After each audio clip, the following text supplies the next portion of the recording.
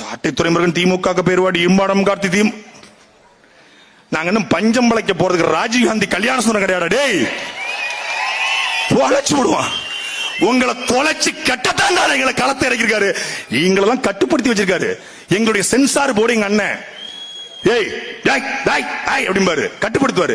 அவர் மட்டும் தம்பி இந்த அண்ணாத்த சொன்னார்ல, என்ன மட்டும் தணிக்கை இல்லாம ஒரு படம் எடுக்க விட்டா நான் நாட்டை போட்டுடணும். எங்க அண்ணன் மட்டும் எங்களுக்கு என்ன பேசுகிற தம்பி ஒரு அரை மணி நேரம் சொன்னா உன்னைய கொன்னு புதைச்சிடுவான். அடுத்த நாளே கட்சியை கலைச்சு போயிடும். அந்த அளவுக்கு வெறி இருக்கணும்.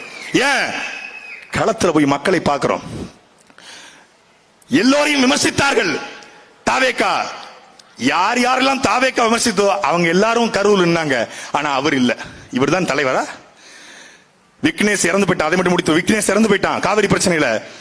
அவன் இறந்து அவனுடைய உடலை மன்னார்குடிக்கு எடுத்துட்டு போய் அடக்கம் செய்து அந்த நீதி நிகழ்வு முடிகிற வரையும் ஒரு நாள் இரவு முழுக்க தூங்காமல் அன்றைக்கு முழுமைக்கும் கண்ணீரோடு நின்ற ஒரு தலைவன் எங்களுடைய சீமான். களத்துல தன்னை நம்பி நிற்கிற பிள்ளைகளை கைவிட்டு விட்டு கையேறு நிலையில நான் எமோஷன் ஆயிட்டேன். நீ எமோஷன் ஆகலடா, நாங்க அடிஷன்ல மோசன் ஆயிட்ட. எமோஷன் நாங்க எமோஷன் ஆயிட்டாரு. அவர் ரொம்ப சென்டிமெண்ட், அவர் ரொம்ப குழந்தை மாதிரி. அப்புறம் எதுக்கு அரசியலுக்கு வராரு? இப்படி எமோஷனல் ஆனவர், சென்டிமெண்ட் ஆனவர், வீக்கானவர் என்றால் நாளைக்கு ஒரு பிரச்சனை என்றால் களத்தில் நம்மளை விட்டுட்டு ஓடுவாரா ஓட மாட்டாரா என்ற கேள்விக்கு மட்டும் பதில் சொல்லுங்கள். அன்பிற்குரிய மக்களே, காமராஜர் விழாவில் கண்ட கருமத்தையும், ஐயாவின் விழாவில் அற்ப பதர்களையும், எங்க தாத்தாவின் விழாவில் தற்கொலைகளையும் பேசக்கூடாது என்று நினைச்சு வந்த சத்தியத்தை மீறி பேசிட்டேன்.